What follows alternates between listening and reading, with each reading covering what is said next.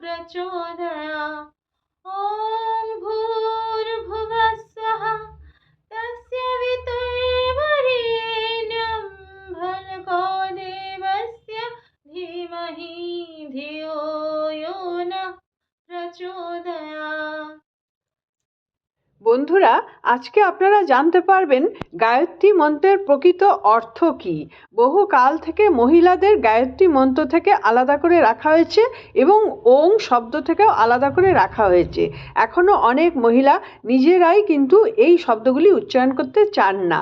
আসলে গায়ত্রী মন্ত্র জপ করলে যেটা হয় সেটা হচ্ছে চারিপাশের অরাটা খুব ভালোভাবে ক্লিন হয় এবং বাড়িতে কোনো রকম চুরি ডাকাতি ভূত প্রেত অপদেবতার কোনো কিছুর আবির্ভাব দেখা দেয় না।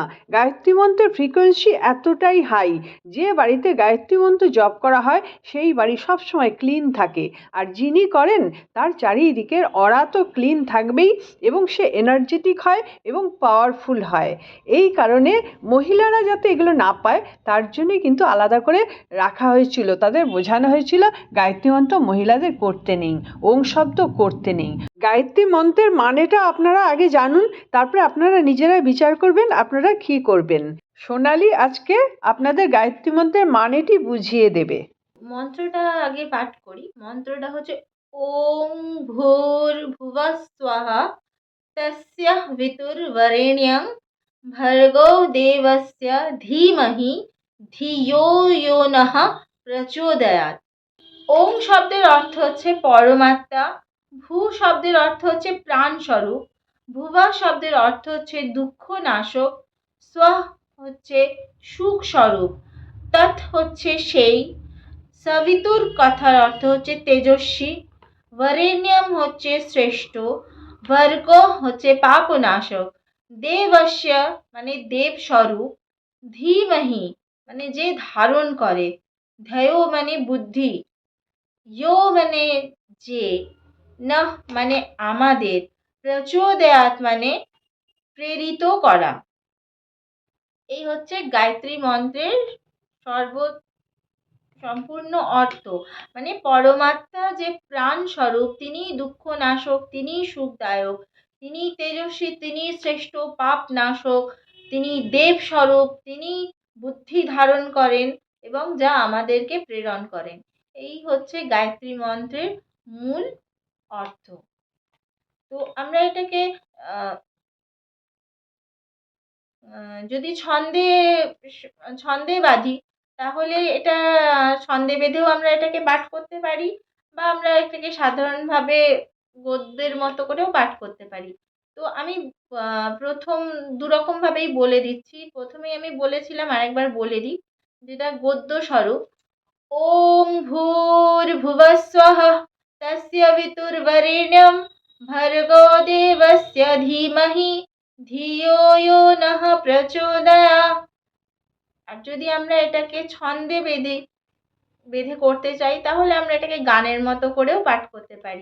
আপনারা চাইলে এই গায়ত্রী মন্ত্র সোনালির সঙ্গে 108 বার জপ করতে পারেন। ওং ভূর্ভুবঃ স্বঃ তস্য বিতুর্বরেণ্যং ভর্গো দেবস্য ধীমহি ধিয়ো यो নঃ প্রচোদয়াৎ। ওং ভূর্ভুবঃ স্বঃ তস্য বিতুর্বরেণ্যং ভর্গো দেবস্য ধীমহি ধিয়ো यो নঃ প্রচোদয়াৎ। ওং ভূর্ভুবঃ স্বঃ তস্য বিতুর্বরেণ্যং ভর্গো দেবস্য ধীমহি ধিয়ো यो নঃ প্রচোদয়াৎ। ওং ভূর্ভুবঃ স্বঃ তস্য বিতুর্বরেণ্যং ভর্গো দেবস্য ধীমহি ধিয়ো यो নঃ প্রচোদয়াৎ। ওং ভূর্ভুবঃ স্বঃ তস্য বিতুর্বরেণ্যং ভর্গো দেবস্য ধীমহি ধিয়ো यो নঃ প্রচোদয়াৎ। ওং ভূর্ভুবঃ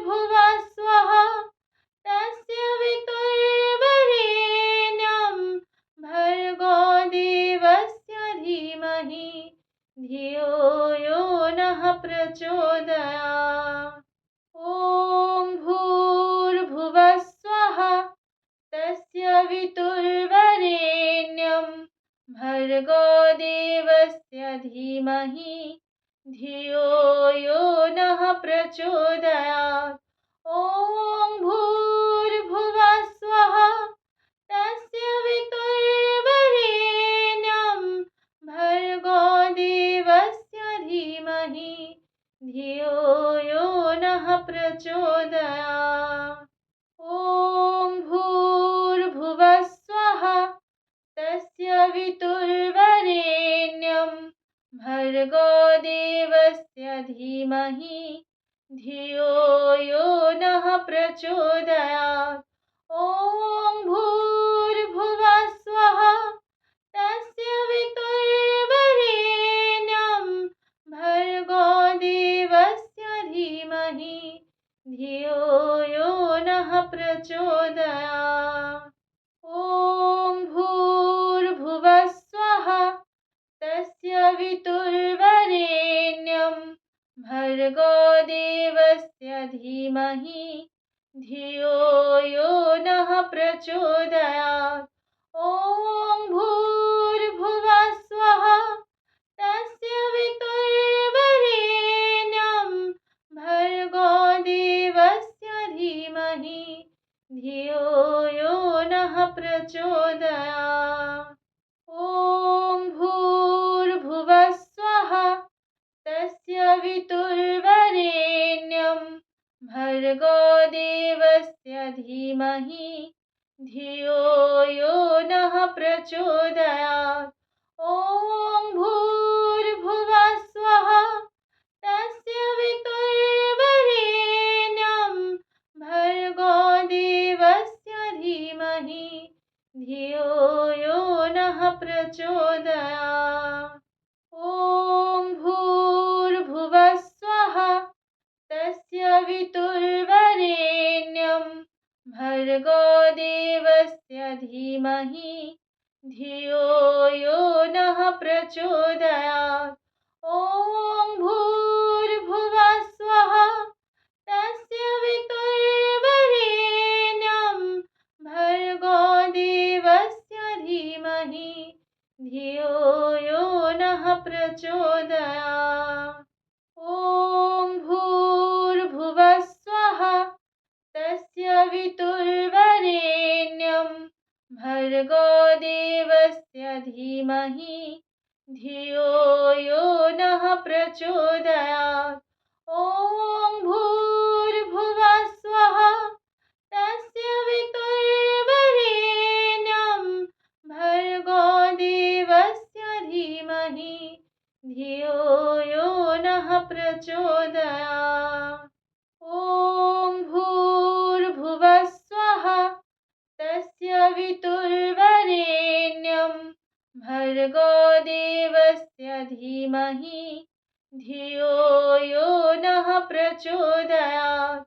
ॐ भूर्भुवः स्वः तस्य वितुर्वरेण्यं भर्गो देवस्य धीमहि धियो यो नः प्रचोदयात्। ॐ भूर्भुवः स्वः तस्य वितुर्वरेण्यं भर्गो देवस्य धीमहि धियो यो नः प्रचोदयात्। ॐ भूर्भुवः स्वः तस्य वितुर्वरेण्यं भर्गो देवस्य धीमहि धियो यो नः प्रचोदयात्। ॐ भूर्भुवः स्वः तस्य वितुर्वरेण्यं भर्गो देवस्य धीमहि धियो यो नः प्रचोदयात्। ॐ भूर्भुवः स्वः तस्य वितुर्वरेण्यं भर्गो देवस्य धीमहि धियो यो नः प्रचोदयात्। ॐ भूर्भुवः स्वः तस्य वितुर्वरेण्यं भर्गो देवस्य धीमहि धियो यो नः प्रचोदयात्।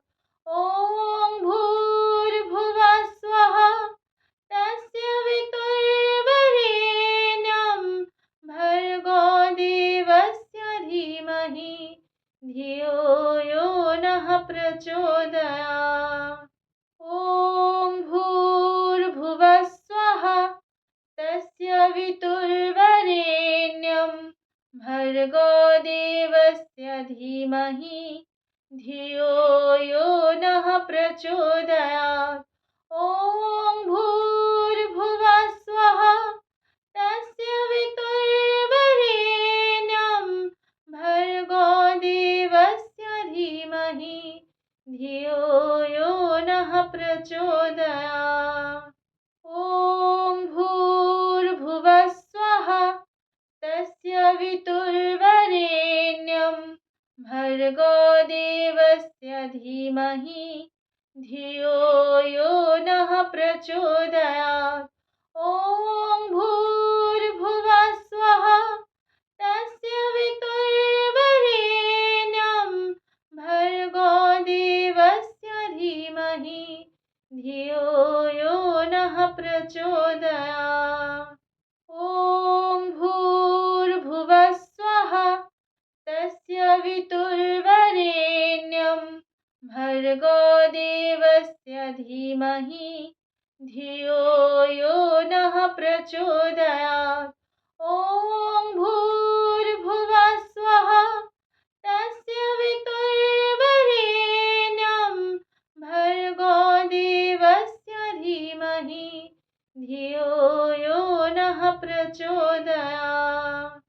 ॐ भूर्भुवः स्वः तस्य वितुर्वरेण्यं भर्गो देवस्य धीमहि धियो यो नः प्रचोदयात्। ॐ भूर्भुवः स्वः तस्य वितुर्वरेण्यं भर्गो देवस्य धीमहि धियो यो नः प्रचोदयात्। ॐ भूर्भुवः स्वः तस्य वितुर्वरेण्यं भर्गो देवस्य धीमहि धियो यो नः प्रचोदयात्। ॐ भूर्भुवः स्वः तस्य वितुर्वरेण्यं भर्गो देवस्य धीमहि धियो यो नः प्रचोदयात्। ॐ भूर्भुवः स्वः तस्य वितुर्वरेण्यं भर्गो देवस्य धीमहि धियो यो नः प्रचोदयात्। ॐ भूर्भुवः स्वः तस्य वितुर्वरेण्यं भर्गो देवस्य धीमहि धियो यो नः प्रचोदयात्। ॐ भूर्भुवः स्वः तस्य वितुर्वरेण्यं भर्गो देवस्य धीमहि धियो यो नः प्रचोदयात्। ॐ भूर्भुवः स्वः तस्य वितुर्वरेण्यं भर्गो देवस्य धीमहि धियो यो नः प्रचोदयात्। ॐ भूर्भुवः स्वः तस्य वितुर्वरेण्यं भर्गो देवस्य धीमहि धियो यो नः प्रचोदयात्। ॐ भूर्भुवः स्वः तस्य वितुर्वरेण्यं भर्गो देवस्य धीमहि धियो यो नः प्रचोदयात्। ॐ भूर्भुवः स्वः तस्य वितुर्वरेण्यं भर्गो देवस्य धीमहि धियो यो नः प्रचोदयात्। ॐ भूर्भुवः स्वः तस्य वितुर्वरेण्यं भर्गो देवस्य धीमहि धियो यो नः प्रचोदयात्। ॐ भूर्भुवः स्वः तस्य वितुर्वरेण्यं भर्गो देवस्य धीमहि धियो यो नः प्रचोदयात्।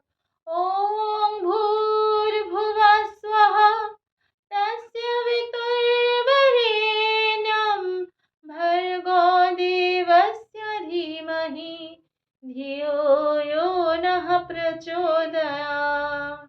ॐ भूर्भुवः स्वः तस्य वितुर्वरेण्यं भर्गो देवस्य धीमहि धियो यो नः प्रचोदयात्।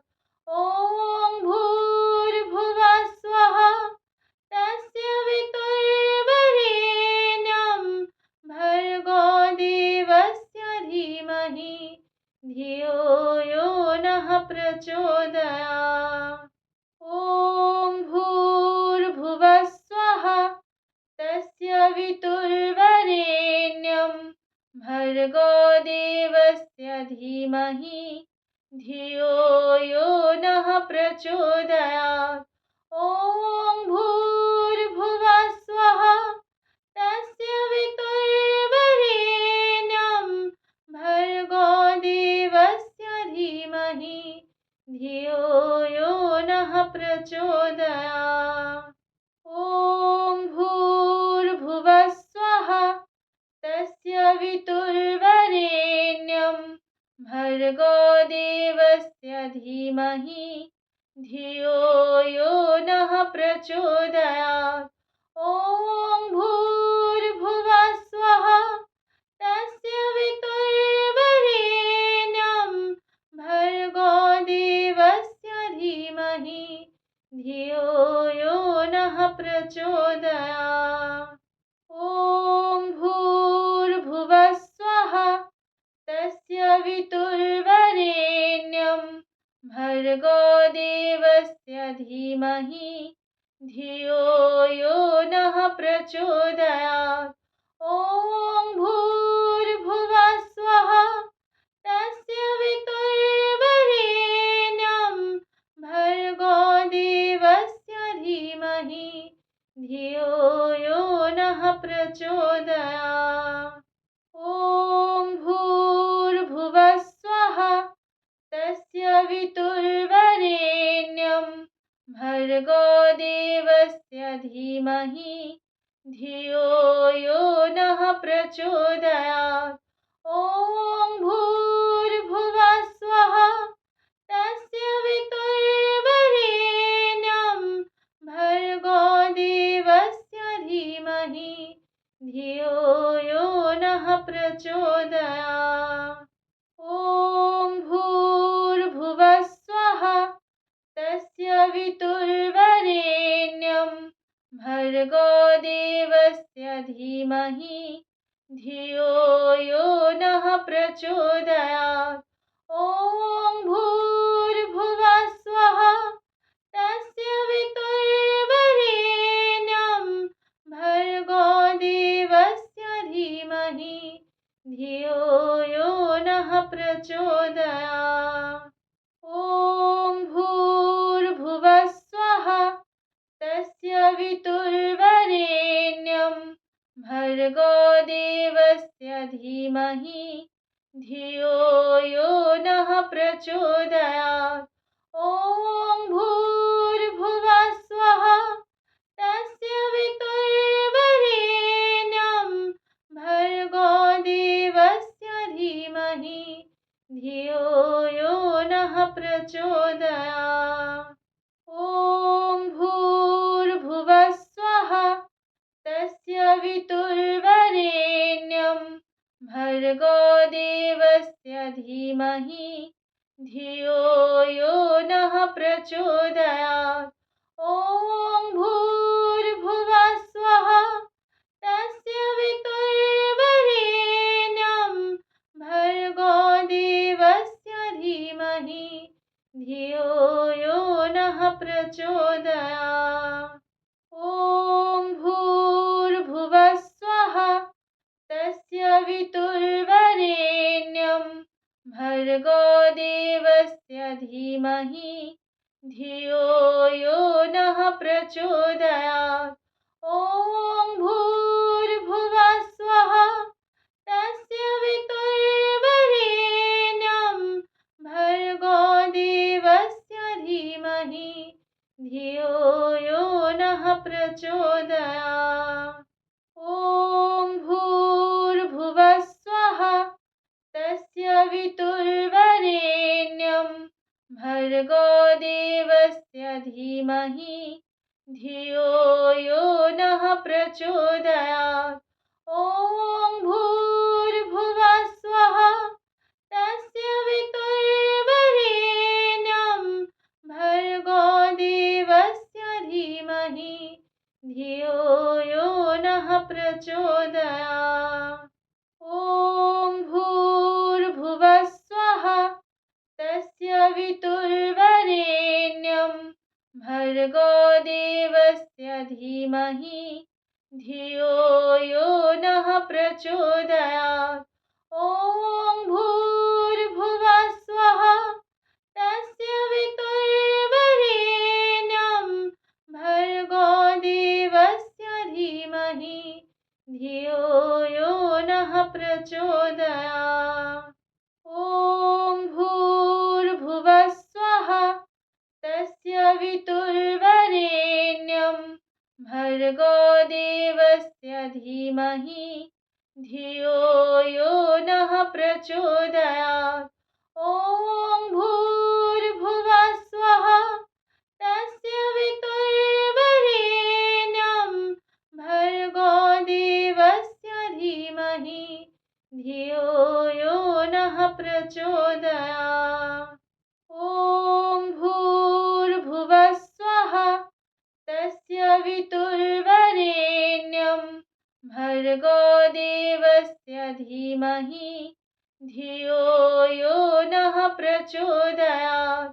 ॐ भूर्भुवः स्वः तस्य वितुर्वरेण्यं भर्गो देवस्य धीमहि धियो यो नः प्रचोदयात्। ॐ भूर्भुवः स्वः तस्य वितुर्वरेण्यं भर्गो देवस्य धीमहि धियो यो नः प्रचोदयात्। ॐ भूर्भुवः स्वः तस्य वितुर्वरेण्यं भर्गो देवस्य धीमहि धियो यो नः प्रचोदयात्। ॐ भूर्भुवः स्वः तस्य वितुर्वरेण्यं भर्गो देवस्य धीमहि धियो यो नः प्रचोदयात्। ॐ भूर्भुवः स्वः तस्य वितुर्वरेण्यं भर्गो देवस्य धीमहि धियो यो नः प्रचोदयात्। ॐ भूर्भुवः स्वः तस्य वितुर्वरेण्यं भर्गो देवस्य धीमहि धियो यो नः प्रचोदयात्। ॐ भूर्भुवः स्वः तस्य वितुर्वरेण्यं भर्गो देवस्य धीमहि धियो यो नः प्रचोदयात्।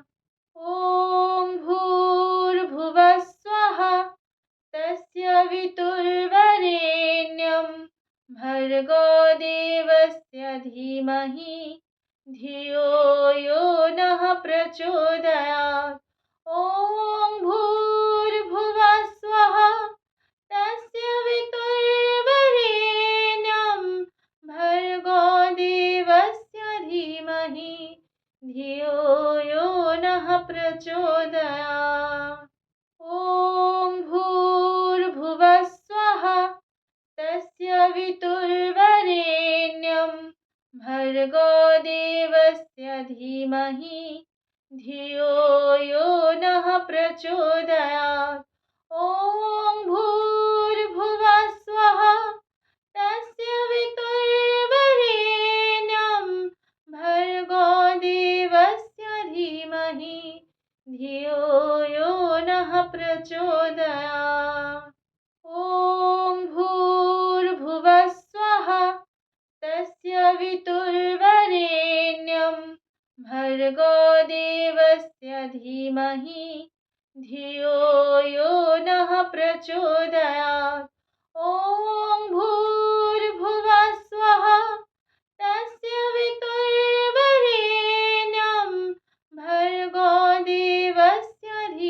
धीमहि धियो यो नः प्रचोदयात्। ॐ भूर्भुवः स्वः तस्य वितुर्वरेण्यं भर्गो देवस्य धीमहि धियो यो नः प्रचोदयात्। ॐ भूर्भुवः स्वः तस्य वितुर्वरेण्यं भर्गो देवस्य धीमहि धियो यो नः प्रचोदयात्। ॐ भूर्भुवः स्वः तस्य वितुर्वरेण्यं भर्गो देवस्य धीमहि धियो यो नः प्रचोदयात्। ॐ भूर्भुवः स्वः तस्य वितुर्वरेण्यं भर्गो देवस्य धीमहि धियो यो नः प्रचोदयात्। ॐ भूर्भुवः स्वः तस्य वितुर्वरेण्यं भर्गो देवस्य धीमहि धियो यो नः प्रचोदयात्। ॐ भूर्भुवः स्वः तस्य वितुर्वरेण्यं भर्गो देवस्य धीमहि धियो यो नः प्रचोदयात्। ॐ भूर्भुवः स्वः तस्य वितुर्वरेण्यं भर्गो देवस्य धीमहि धियो यो नः प्रचोदयात्। ॐ भूर्भुवः स्वः तस्य वितुर्वरेण्यं भर्गो देवस्य धीमहि धियो यो नः प्रचोदयात्। ॐ भूर्भुवः स्वः तस्य वितुर्वरेण्यं भर्गो देवस्य धीमहि धियो यो नः प्रचोदयात्। ॐ भूर्भुवः स्वः तस्य वितुर्वरेण्यं भर्गो देवस्य धीमहि धियो यो नः प्रचोदयात्। ॐ भूर्भुवः स्वः तस्य वितुर्वरेण्यं भर्गो देवस्य धीमहि धियो यो नः प्रचोदयात्। ॐ भूर्भुवः स्वः तस्य वितुर्वरेण्यं भर्गो देवस्य धीमहि धियो यो नः प्रचोदयात्। ॐ भूर्भुवः स्वः तस्य वितुर्वरेण्यं भर्गो देवस्य धीमहि धियो यो नः प्रचोदयात्। ॐ भूर्भुवः स्वः तस्य वितुर्वरेण्यं भर्गो देवस्य धीमहि धियो यो नः प्रचोदयात्। ॐ भूर्भुवः स्वः तस्य वितुर्वरेण्यं भर्गो देवस्य धीमहि धियो यो नः प्रचोदयात्। ॐ भूर्भुवः स्वः तस्य वितुर्वरेण्यं भर्गो देवस्य धीमहि धियो यो नः प्रचोदयात्। ॐ भूर्भुवः स्वः तस्य वितुर्वरेण्यं भर्गो देवस्य धीमहि धियो यो नः प्रचोदयात्।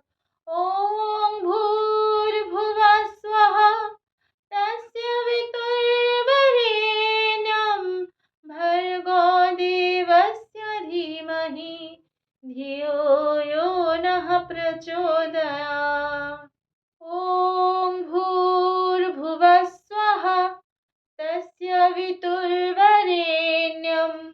भर्गो देवस्य धीमहि धियो यो नः प्रचोदयात्। ॐ भूर्भुवः स्वः तस्य वितुर्वरेण्यं भर्गो देवस्य धीमहि धियो यो नः प्रचोदयात्। ॐ भूर्भुवः स्वः तस्य वितुर्वरेण्यं भर्गो देवस्य धीमहि धियो यो नः प्रचोदयात्। ॐ भूर्भुवः स्वः तस्य वितुर्वरेण्यं भर्गो देवस्य धीमहि धियो यो नः प्रचोदयात्। ॐ भूर्भुवः स्वः तस्य वितुर्वरेण्यं भर्गो देवस्य धीमहि धियो यो नः प्रचोदयात्। ॐ भूर्भुवः स्वः तस्य वितुर्वरेण्यं भर्गो देवस्य धीमहि धियो यो नः प्रचोदयात्। ॐ भूर्भुवः स्वः तस्य वितुर्वरेण्यं भर्गो देवस्य धीमहि धियो यो नः प्रचोदयात्। ॐ भूर्भुवः स्वः तस्य वितुर्वरेण्यं भर्गो देवस्य धीमहि धियो यो नः प्रचोदयात्।